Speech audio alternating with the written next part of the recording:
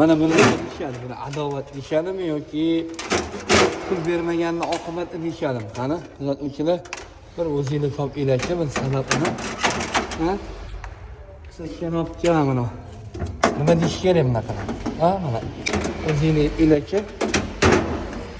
O'zingizni baho beringlar.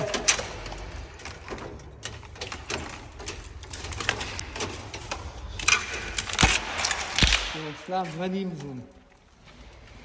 Adovat yo'yamizmi, hukumatga yo'yamizmi?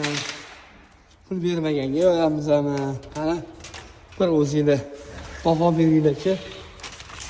Mana ahvol, pul bermaslikni ahvoli mana shunaqa bo'ladi. Elektriklar pulini vaqtida joyiga qo'yib qo'yish kerak. Tortlishi, tort. Mana pulni bermaslikni oqibati mana shunaqa bo'ladi. Endi elektriklarni ham hurmat qilishni o'rganinglar. Bo'lmasa oqibatlari yaxshilikka olib kelmaydi. Hurmatli kuzatuvchilar,